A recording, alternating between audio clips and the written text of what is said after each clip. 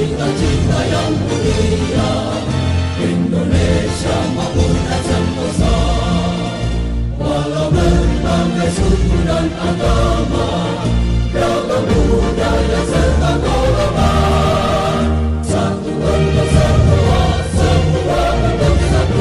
Jaya Indonesia ku tercinta, persatuan dan kesatuan negara Republik Indonesia.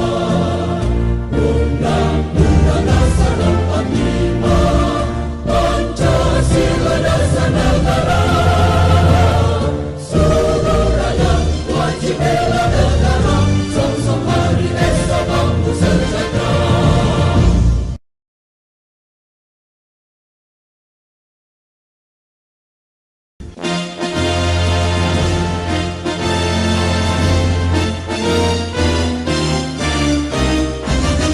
Bangunlah seluruh bangsa Indonesia, hadapi tantangan dan cobaan. Raihlah cita-cita yang mulia, Indonesia makmur dan sentosa. Walau berbagai suku dan agama, beragam budaya serta golongan, satu untuk semua, semua untuk satu. Jaya Indonesia ku tercinta, persatuan dan kesatuan negara Republik Indonesia. Undang-Undang Dasar 45, Pancasila dasar negara. Seluruh rakyat wajib bela negara, sok-sok hari esok bangku sejahtera.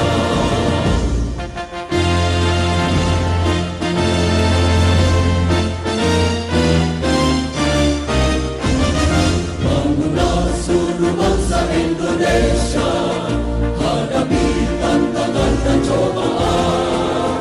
Raihlah cita-cita yang mulia, Indonesia makmur dan sentosa.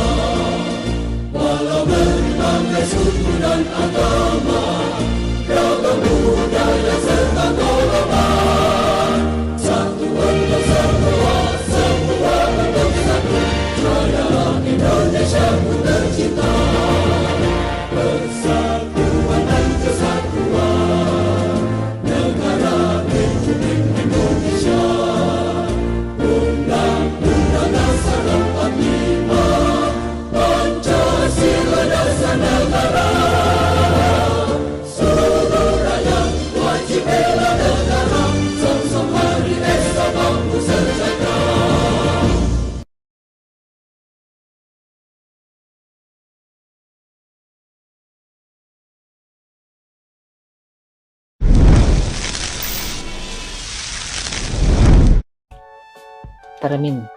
Tentang terminologi sebuah project. Project kalau tadi di Mentimeter atau di Menti, pengelolaan, perencanaan untuk membuat aplikasi.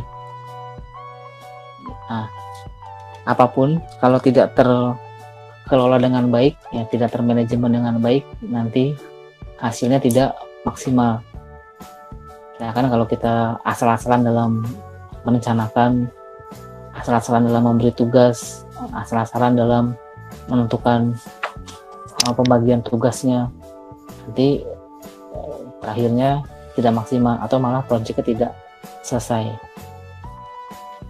Nah, ini diberikan istilah dan digarisbawahi,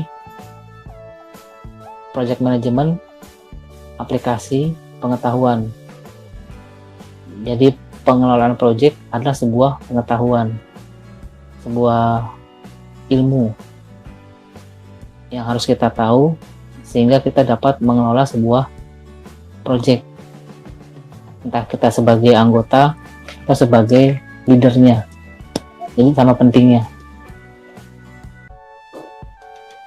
Nah, aplikasi pengetahuan, keahlian, alat bantu, dan teknik untuk mengelola aktivitas proyek dalam menghadapi kebutuhan dasar stakeholder atau klien dan memprediksi segala hal yang berhubungan dengan proyek. Jadi untuk aktivitas project dari awal sampai akhir, nanti kita ini dikasih bawah lagi ada alat bantu, ada model, ada modeling. Jadi hampir setiap teori teknologi informasi atau sistem informasi pasti membutuhkan model. Model ini digunakan untuk membantu Anda, membantu kita untuk memahami dan mudah dalam memahami konsep dan proses pemikiran. Misalkan flowchart untuk memahami konsep pemikiran dan alur dari program. Nanti ada UML menjadi bagian juga dalam materi ini nanti. Kemudian ada topologi jaringan, memahami bagaimana sambungan atau koneksi antar device. Nanti ada lagi diagram activity dalam UML atau perancakan database ERD. Kalau pakai UML diganti dengan diagram kelas. Ya. Nah, itu adalah segala-galanya yang dibutuhkan dalam pengelolaan project. Nah, bagaimana aktivitasnya? Seperti apa sih project? Apakah cuma sebatas Anda mengerjakan project, berkumpul, bagi tugas, selesai tugasnya, selesai projectnya? Ya, sebenarnya sebatas itu. Tapi kalau tidak di manajemen dengan baik,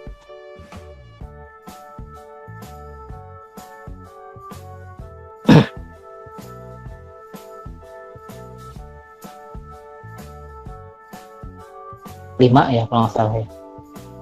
5 ya, ganjil.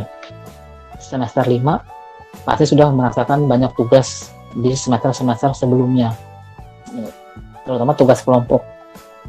Anggap tugas kelompok sebagai project. Setiap tugas kelompok biasanya dosen atau Anda secara tidak langsung ada ketua kelompok yang secara nggak langsung juga bertanggung jawab untuk mengelola tugasnya. Nah, bagaimana Anda rasakan dari 8 orang atau 4 orang atau 5 orang yang sekelompok, apakah semuanya produktif? Apakah semuanya bisa mengikuti alur dari proyek atau tugas, atau hanya beberapa saja yang dapat mengikuti alur dari proyek atau tugas? Itu juga menjadi tantangan kalau Anda di perusahaan. Anda masuk ke perusahaan, bukan tiba-tiba memang tugasnya project ya, ada project, ada masuk dalam tim, atau mungkin nanti suatu hari jadi leader tim leader. Ada anggota yang seperti di kelompok tugas ini, mungkin tidak produktif, tidak pernah menghubungi atau susah dalam dihubungi dan lain-lain. Nah, bagaimana cara mengatasi itu semua? Jadi manajemen project ini adalah segala hal. Ya, bahkan dibilang sini untuk memprediksi segala hal yang berkaitan dengan project. Semuanya, segala hal. Dari sisi psikologis anggotanya, budgeting, teknik software atau teknik hardware atau teknik koneksi dan lain-lain, itu dibicarakan dalam project. Nah, jadi mengapa itulah dalam manajemen project Anda yang bisa pemrograman sedikit dituntut untuk bisa jaringan, ya sedikit dituntut untuk bisa database, apalagi leader atau ketuanya atau penanggung jawabnya, karena ketuanya yang akan menengahi dan memutuskan hal yang terbaik bagi tim. Gitu. Jadi itulah mengapa Anda belajar banyak mata kuliah. Ya, mungkin Anda hanya suka database, ya, silakan sebenarnya. Nanti Anda akan menjadi database administrator. Anda hanya bisa coding, tidak masalah, itu bagus. Anda akan menjadi programmer. Tapi programmer lambat laun kan terbiasa. Akhirnya secara tidak langsung juga Anda akan menjadi tim leadernya dalam coding atau dalam pembuatan software. Tapi tergantung Anda mau untuk mencapai itu atau tidak. Nah, ini ada istilah lagi, project manager. Seorang individu yang menjaga jalannya manajemen project. Ya, tadi dibilang ya, ketua tim menjaga dan bertanggung jawab atas timnya dalam semua hal, ya, sumber daya, biaya, staf, psikologis, mental, bahkan kalau perlu ya bagaimana caranya supaya timnya solid, seperti itu. Nanti silakan diuji coba dalam tugas kuliah, tidak hanya di mata kuliah ini, di semua mata kuliah pasti ada tugas berkelompok dan memang itu sengaja ada capaiannya, ada kriteria dalam mata kuliah supaya kita bisa bekerja sama. Setelah lulus pasti akan terlibat dalam tim, ya baik tim project atau tim yang lain, pasti akan terlibat dalam tim untuk menyelesaikan sesuatu. Kita harus memahami bagaimana peran masing-masing anggota. Nah, ini sedikit dibahas lagi tentang project, yaitu kumpulan aktivitas. Ya, jika tadi contoh project adalah tugas kuliah, bagaimana kita mengerjakan tugas kuliah? Harus cari referensi, harus memahami soalnya atau perintah atau abstraksinya yang diberikan, harus memecahkan masalah dalam tugasnya. Kemudian dalam memecahkan masalah, bagaimana membuat langkah-langkah pemecahan masalahnya. Sudah ketemu langkah-langkahnya, bagaimana tiap langkah-langkah dikerjakan, pakai tools apa, pakai model apa. Nanti setiap proses tadi atau langkah-langkah tadi ada biaya tidak, bagaimana tiap orang bisa melaksanakan tugasnya. Apakah butuh kerja kelompok yang bertemu langsung atau tidak. Nah, sekarang dibilang agak berat karena jarak jauh, Anda dituntut untuk bekerja sama di tidak tatap muka atau di jarak jauh. Mungkin dengan Meet ini Anda saling kerja kelompok, atau dengan Google Docs Anda bisa sharing dan kerja bareng di satu dokumen, atau dengan WA, atau dengan apapun Anda gunakan untuk memaksimalkan pertemuan secara virtual. Ya. Jadi yang tugas kelompok tetap akan ada karena memang menjadi satu tujuan dan capaian.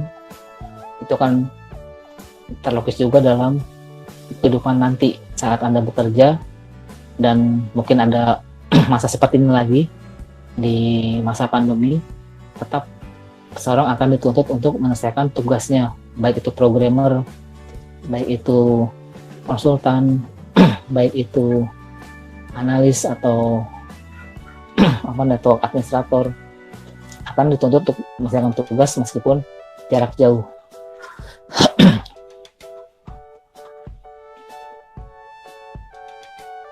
Nah, ini selebihnya bisa dibaca sendiri, saya ilustrasi saja.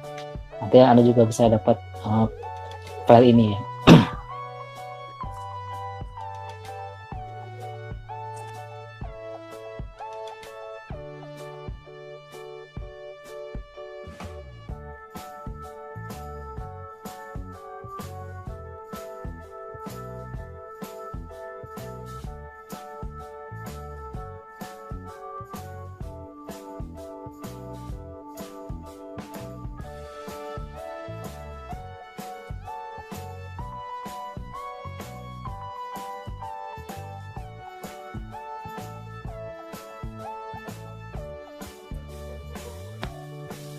Oke. Kemudian lanjut, ada hal yang bisa menentukan keberhasilan atau kegagalan proyek, yang meliputi keterbatasan lingkup proyek, fase proyek. Nah, untuk ruang lingkup ada 3 hal lagi yang perlu digarisbawahi.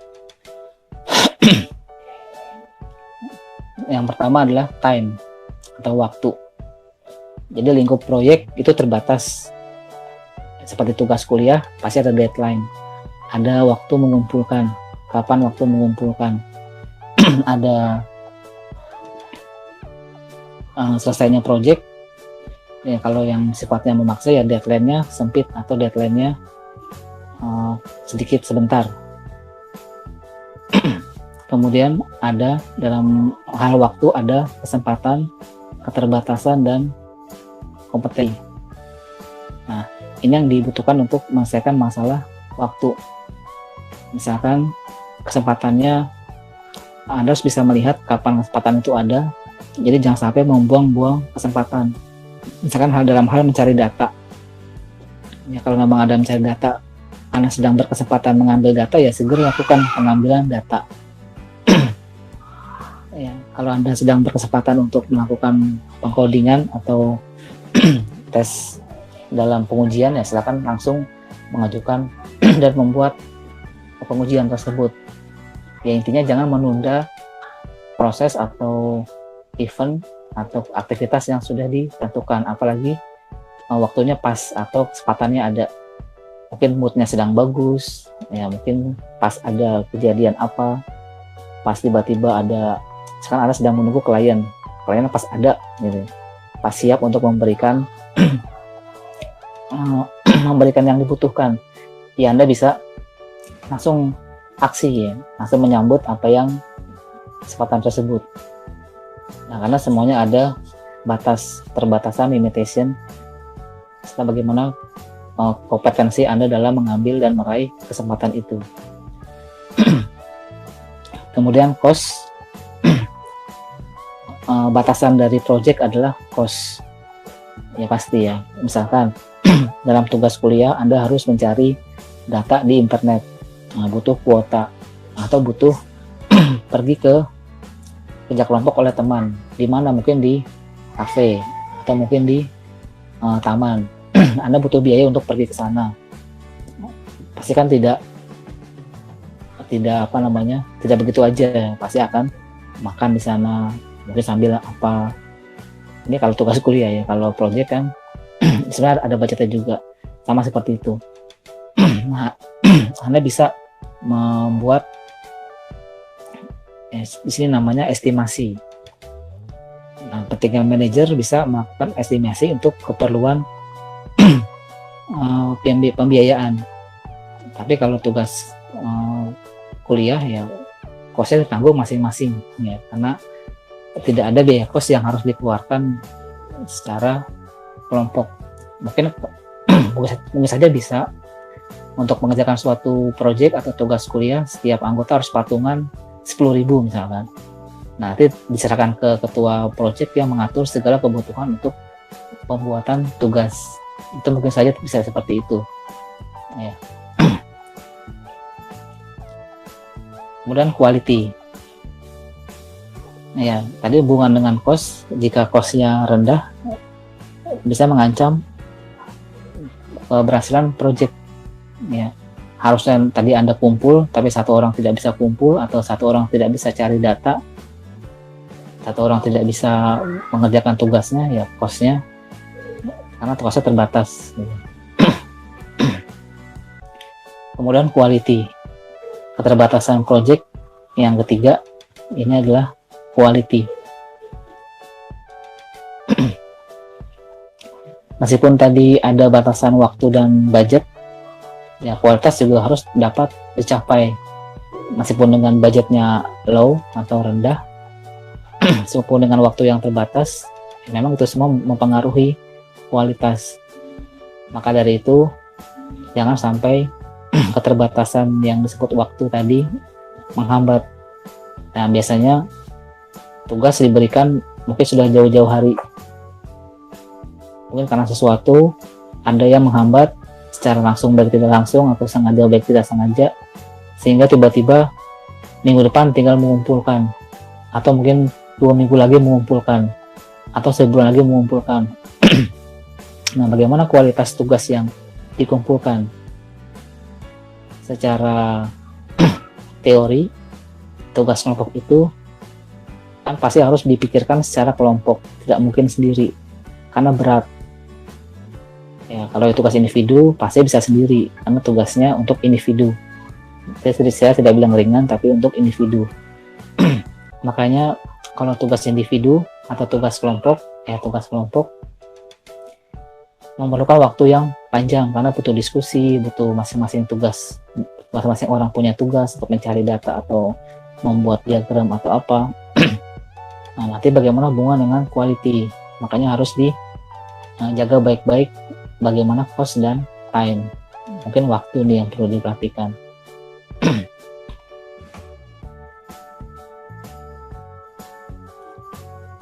Nah, yang perlu tadi fase.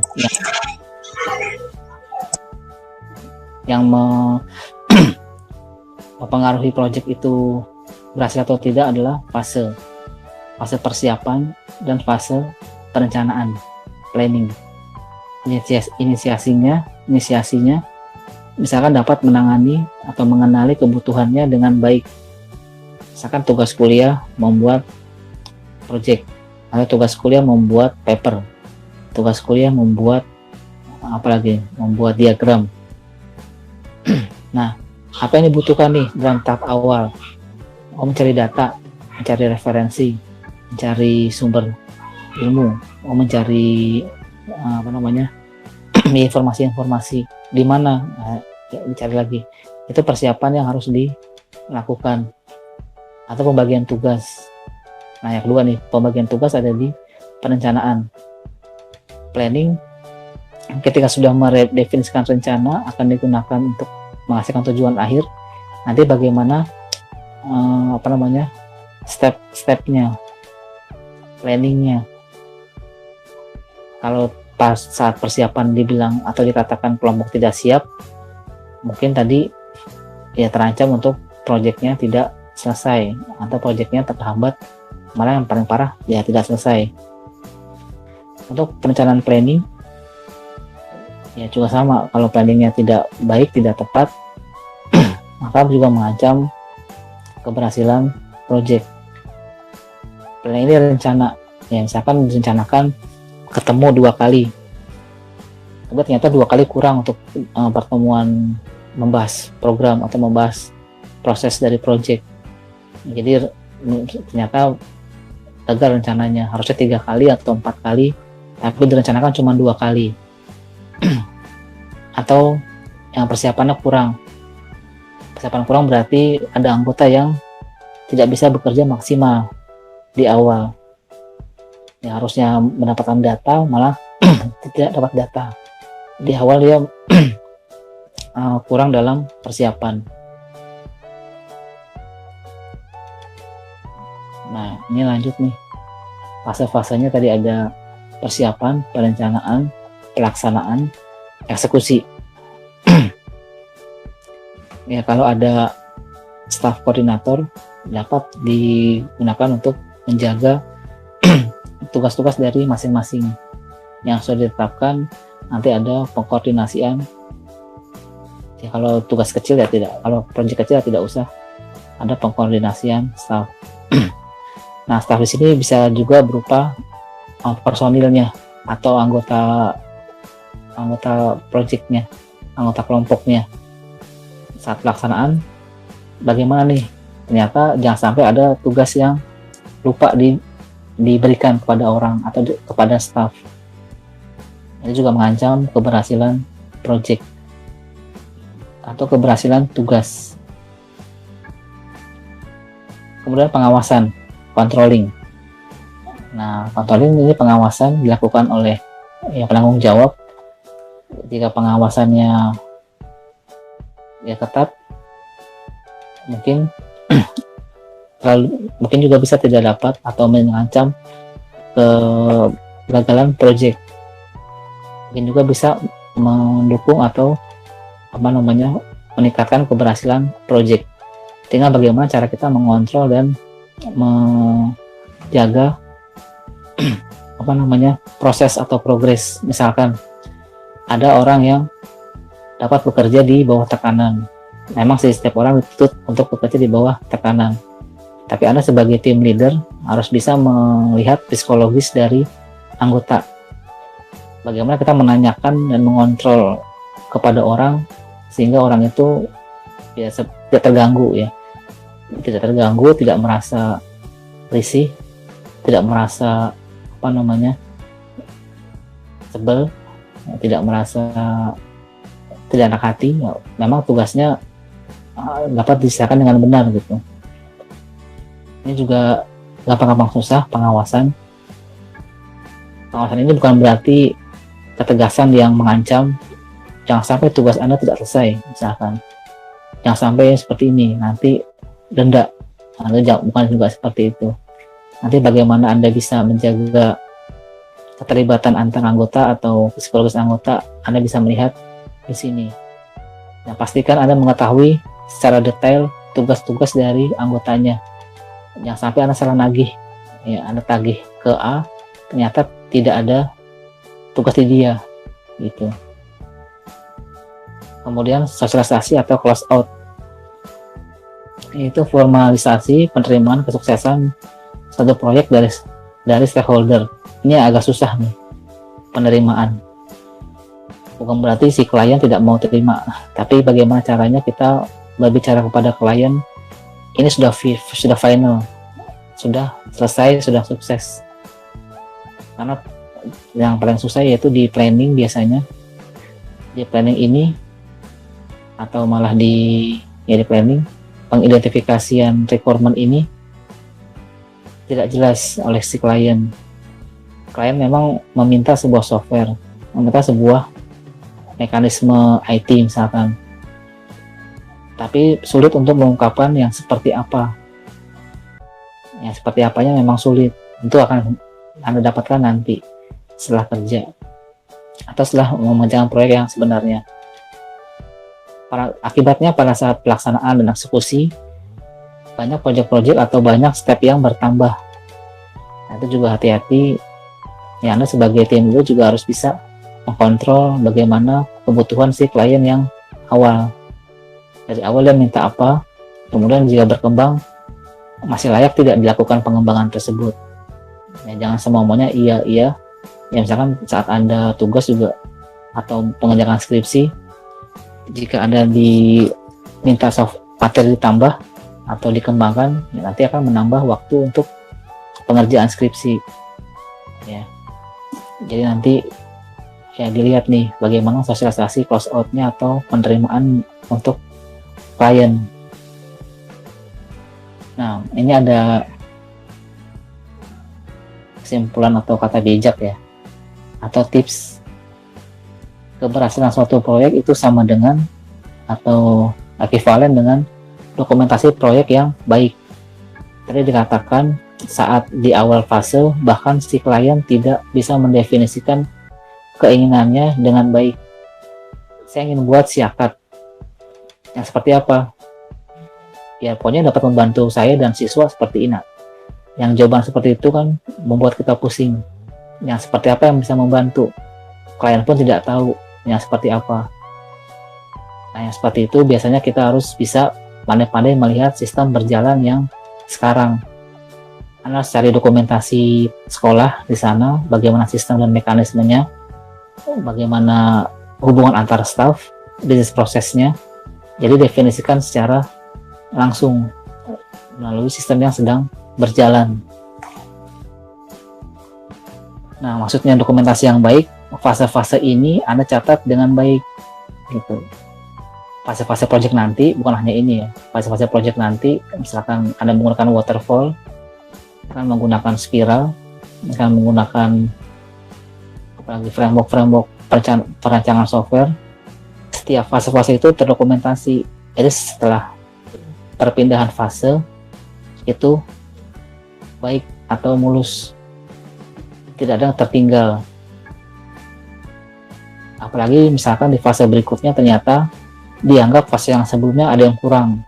Nah, yang kurang apakah belum terdokumentasi, apakah perluasan dari sistem atau permintaan, itu harus dilihat. Kalau perluasan permintaan ya sebaiknya ditunda dulu karena cuma permintaan. Kalau memang urgent atau sangat penting ya terpaksa mau tidak mau ditambahkan. Nah, ditambahkan dengan konsekuensi entah biaya naik atau waktu pengerjaannya juga naik.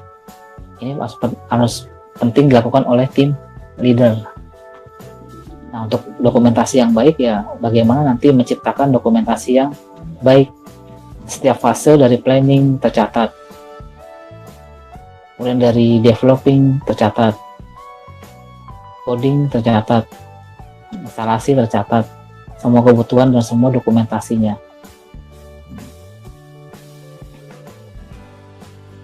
Dokumentasi itu apa?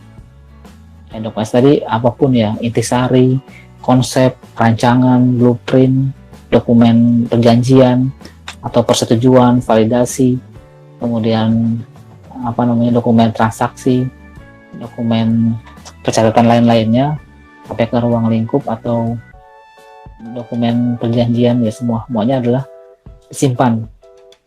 Ya, disimpan sebagai dokumentasi. Ya, namanya dokumentasi, semua dokumen-dokumen disimpan dan diarsipkan. Bukan diarsipkan, disimpan saja dulu. Disimpan sampai proyeknya benar-benar selesai. Nah, berikut ada 7 fase proyek software. 7 fase ini ada definisi, analisis, desain, programming, system test, acceptance, dan operation. Ini mirip seperti waterfall. Fase proyek software ya pasti mengikuti fase pembuatan software. Ini kalau contoh Anda ingin membangun sebuah rumah sebagai proyek, definisikan bagaimana rumah yang akan dibangun. Definisikan kalau software, bagaimana software yang akan dibangun, akan dibuat. Nah, biasanya di sini saja sudah sulit user mengungkapkan kebutuhan dari rumah yang ingin dibuat. Saya maunya 2 tingkat, nanti gini, nanti ada tangganya segini. Nah, ini bagaimana mendefinisikan rumah yang akan dibangun. Kemudian analisis, spesifikasi. Apakah spesifikasinya mau berapa panjangnya, berapa kualitas bahan-bahannya, ini dispesifikasikan di sini, dianalisis. Kemudian desain perancangan rumahnya yang mungkin oleh arsitek kalau rumah. Kalau untuk program, siapa yang mendesain sebuah rancangan software, ini analis. Kalau di rumah, membuat rumah adalah arsitek. Programming ini ilustrasi dari konstruksi rumah. Ya, programming itu tukang coding atau kuli coding ya. Kemudian untuk sistem tes, ternyata basement ya. Apakah basementnya sudah baik? Apakah basementnya kuat? Menopang yang atas juga. Kemudian lantai 1 kalau ada, lantai 2 kalau ada, basement kalau ada. Jadi acceptance, rumah sudah selesai ya, seperti ini. Operationnya ya, rumah sudah dapat ditempati, proyek selesai. Nah, operation di sini bukan berarti eksekusi program ya. Eksekusi program ada di programming atau konstruksi rumah, atau yang tukang kuli coding tadi. Jadi yang mau jadi programming ya akan menjadi kuli coding. Tapi baik ya, karena kuli codingnya jauh lebih baik daripada konstruksi rumah. Ya sebenarnya sama aja. Semuanya membutuhkan keahlian. Cuman dari sisi pengerjaannya lebih banyak membutuhkan dari konstruksi rumah ke kuli coding atau programming.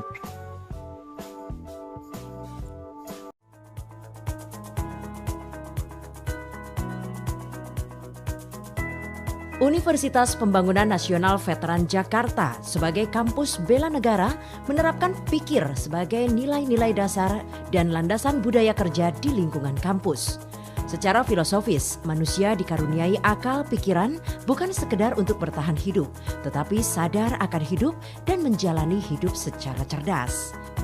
Pikir berarti mampu mengembangkan potensi-potensi yang dimiliki serta mengembangkan kualitas hidup sesuai harkat dan martabat sebagai manusia.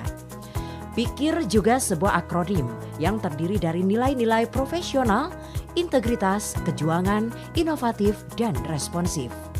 Secara operasional, budaya kerja pikir yang diterapkan Universitas Pembangunan Nasional Veteran Jakarta adalah: pertama, profesional, merupakan perilaku kerja yang selalu berpatokan pada prosedur operasional baku atau POB, baik saat merencanakan ataupun saat melaksanakan pekerjaan.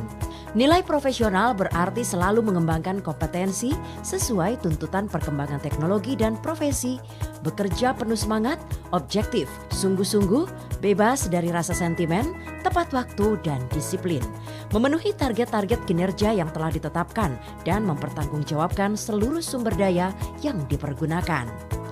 Kedua, integritas diwujudkan dalam bentuk konsistensi antara tindakan dengan norma, sistem nilai, kewajiban, kepatutan, dan prosedur kerja yang berlaku. Nilai integritas juga muncul dalam bentuk keselarasan ucapan, pikiran, hati nurani, dan tindakan, serta berkomitmen dan loyal pada institusi dan patuh pada ketentuan peraturan perundang-undangan yang berlaku. Ketiga, kejuangan ditunjukkan dengan bekerja bukan sekedar mencari penghidupan, tetapi cara hidup yang dilandasi semangat melakukan yang terbaik. Mengutamakan kepentingan bangsa dan negara, berani berkorban, berkemauan keras, pantang menyerah, tangguh, cinta tanah air, serta peduli terhadap sesama. Keempat, inovatif, berarti cara bekerja yang selalu berusaha menyempurnakan yang sudah ada dan mengkreasikan hal baru yang lebih baik secara terus-menerus dan berkelanjutan.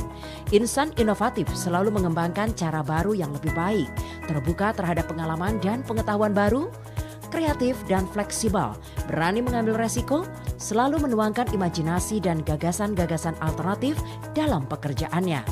Kelima, responsif, terwujud dalam bentuk perilaku kerja yang senantiasa mengembangkan sikap proaktif, kooperatif, kritis, suportif, peka terhadap situasi dan kebutuhan lingkungan kerja.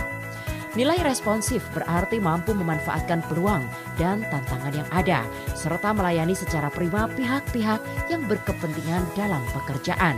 Penerapan pikir sebagai tata nilai budaya kerja di Universitas Pembangunan Nasional Veteran Jakarta dimaksudkan untuk meningkatkan norma dan integritas kampus dengan sasaran menaikkan pola kerja dan performa sebagai perguruan tinggi negeri berstatus Satker.